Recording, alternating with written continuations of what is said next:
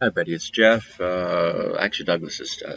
I'm actually answering this to your question here. It's not easy for me to do these videos and actually type out the response.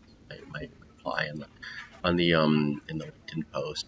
We usually do a little video like this. Um, I want to. I've been really thinking about this again.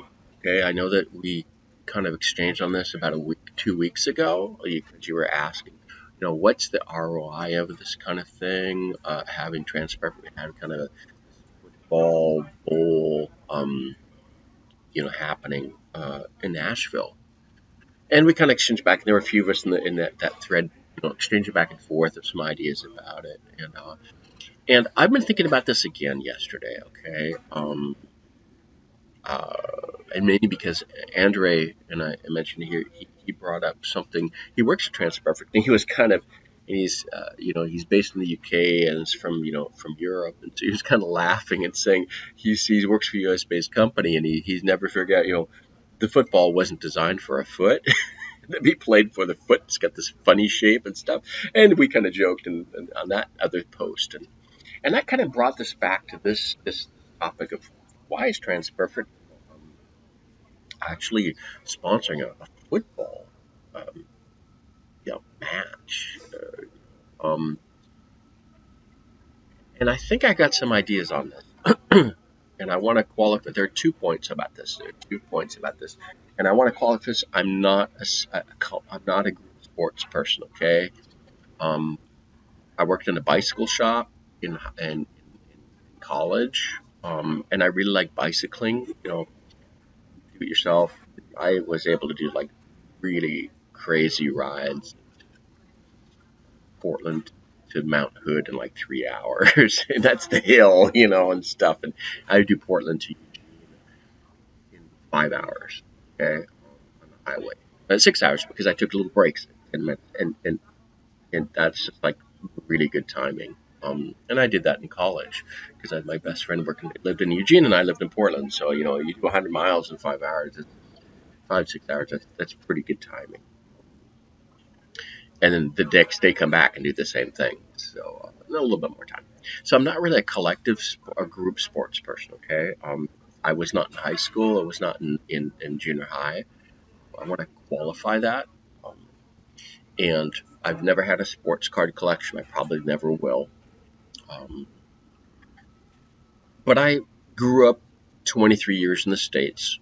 My first 23 years before I moved to Europe, and I would live there 4 years again. Actually, in Pittsburgh, I went back to live back in Pittsburgh. There's the Steelers; they have their legacy. Um, I know that well. But I've never been. I've been more of like an underdog sports person. I always support the underdog. That kind of goes with the language languages I support too. I was supported the underdogs in the sports industry, the sports thing, and I do have family members that are really into sports. Okay, I've got four brothers and sisters and cousins and stuff, and some of them are really okay. So and so I don't have this massive. I'm not a sports okay, but I have enough general knowledge. Having grown up in the states, around it, and with everyone sports around me, um, I have enough sports knowledge. And I think about even the guitar industry. They have this. Taylor has a guitar kind of talk every single week, and at the end of it, they always the sport. The guy that's hosting it, he has a baseball cap for every team in the world. I actually got two of them for every team, and I can usually get a few of them. Okay, I can't get all of them. Okay, but I know enough. Okay, I know enough, and so I think that's kind of one thing that there's general knowledge of sports teams, okay, and especially that especially in the U.S. U.S. is really in this thing. I mean, I live in France where like you have towns that big cities that have their soccer, the real football, okay, the real football, um, um, soccer teams, and there are only a few of them, and they're all really well known, and that's what they are. But you're not having every single. None of the universities have things. It's not a. There's not. There aren't any scholarships for sports sports, and I think you get scholarship for it. You just do sports. It's just your body. Um, and and even the little teeny towns and all that. So, my kids play basketball and stuff here, and different sports here, soccer and all that. So, um, you know, towns is there's not this same thing as in the U.S. It's just really intense in the states, and it actually can cause family divisions. People fighting over which team you're in because you live in two different parts of the state, and you're each for your own team and all that. Almost worse than politics, to tell you the truth. Um, but I have enough general knowledge to know what the teams are. Okay, and I think that's a first.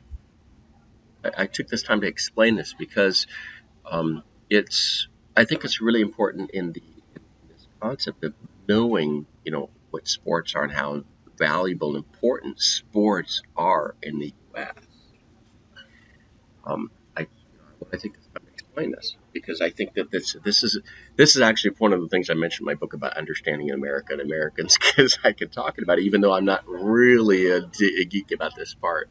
Um, so the one thing that I can say about I really I will say about this is I don't know of my just general knowledge here. Okay? Kind of like the same kind of knowledge you do when you play a bunch of trivia games. I can usually do pretty well in trivia games, even in the sports, the general sports stuff, not the deep dive. Yeah, I can't give dates specifically, but I can say what teams are where. Nashville doesn't have a sports team. Okay, I I don't recall. Okay, I may be wrong. I'm not looking it up. Okay, I'm not looking up at Google. I'm just not Google. Just Nashville is not known to have a sports team, whether it be a pro team, or to have a college team, college university. Okay, I'm pretty sure of that. I might be wrong. And if I'm wrong, hey, fine, please prove me wrong. That's great. But I mean a really unknown one, okay? Let's just talk about being known. Because you always have little teams. I mean, you always have little teams. There are different tiers. I didn't know what the different tier types are, so, but there always exist. And all different, basketball and baseball and football and tennis, whatever, and ping pong, whatever. So I think the first thing is there's no team that's known there. But that's not enough. Okay, now the second point I'll mention is Nashville is known for its music. Now, I am a musician. Okay, I am a guitarist, and I have a collection of guitars, acoustic guitars. Okay, and I do play John Denver, and I do play, the Sweet Home Alabama. Okay, and I played that for concerts. That's got a whole history, that kind of whole area there, that region of the U.S. And music is Nashville, okay? Nashville equals music, music equals Nashville. So where am I going with this? Well, what's that have to do with football? Well, I think this is the key. What has COVID done to us? COVID has wiped out the music industry, wiped it out completely. No one can do concerts. Okay, so all the musicians are just really dying. Okay, I'm serious. I'm affected by this because I can't do because I used to do a lot of little like live music in restaurants. I can't do it anymore. I've been serious. I can't play in restaurants anymore. Okay, and I used to do a lot, and it really worked well. Just to kind of have fun. Okay, I can't have fun anymore. Okay, and I have friends that are, and I have two cousins that actually live by music. They live by the music industry, and this is just deadly. Okay, what's happened? COVID has killed the music industry. Okay, um, and there are attempts to try to get it back. So what happens is you see other attempts to get it back. Like, I think it's Coldplay. I think I saw something about Coldplay or sponsor. And there have been attempts to kind of sponsor music and sponsor these, trying to get the musicians back. Attempts over the past years to try to get musicians to support the musicians. Taylor Guitars actually did this too.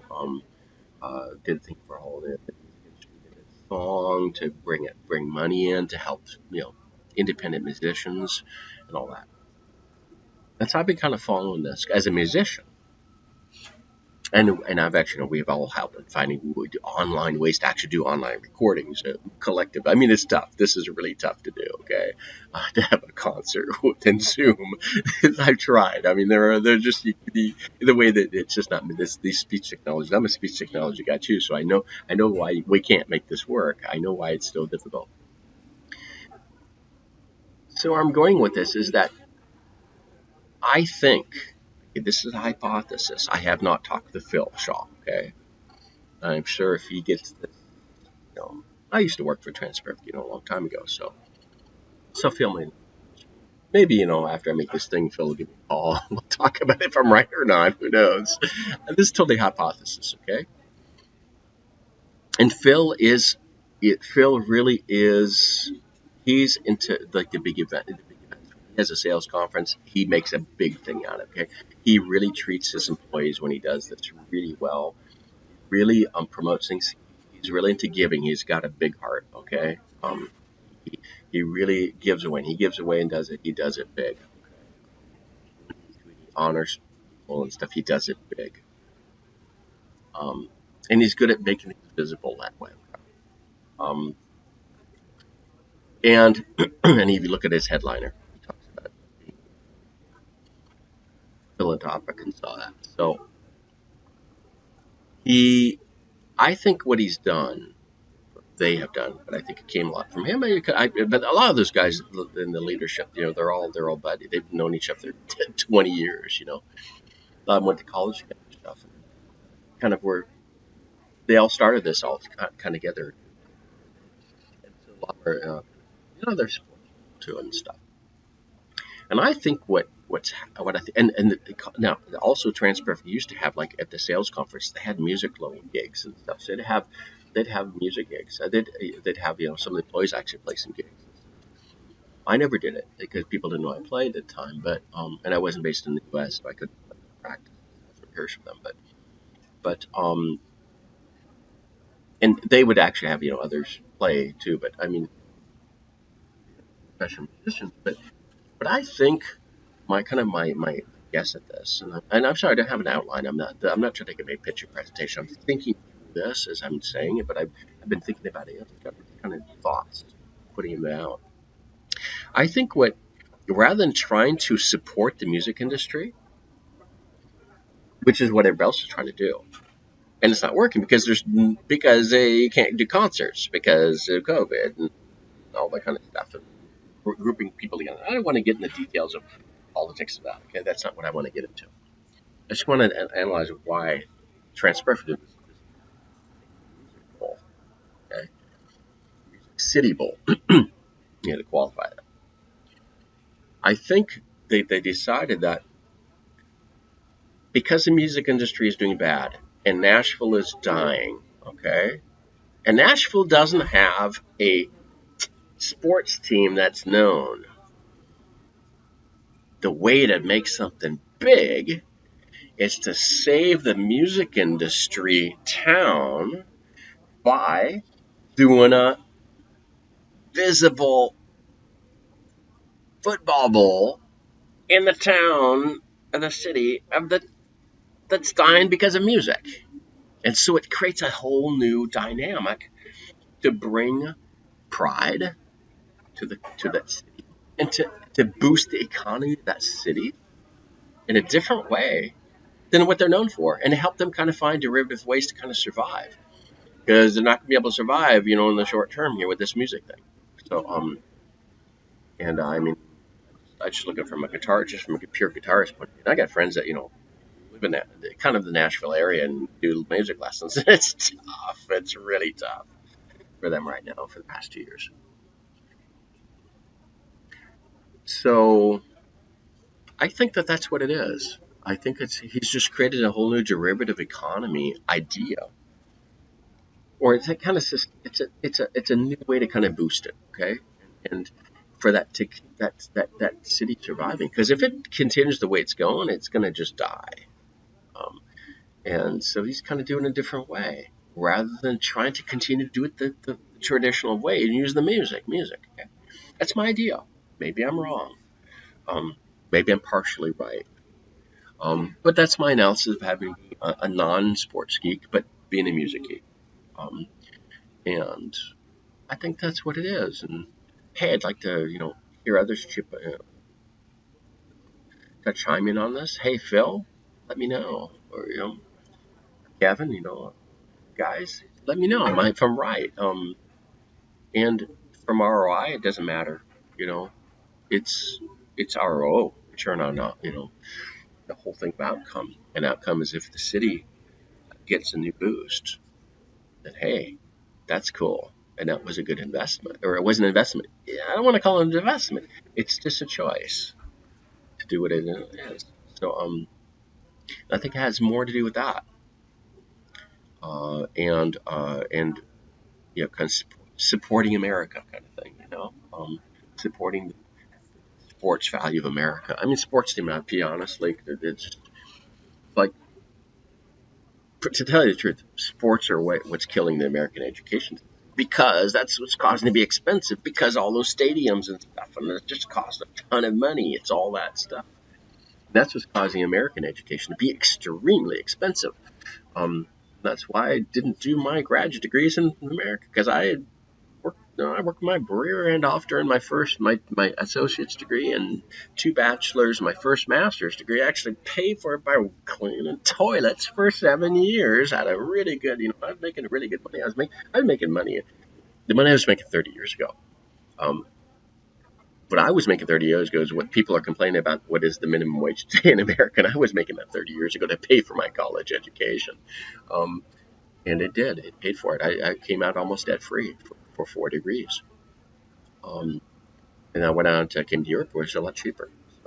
So this kind of the sports thing, and the way I say that is I'm mentioning that because that last point is because that's the sports thing is actually it's a very expensive thing, and it's a money generating enterprise. Okay, it really is.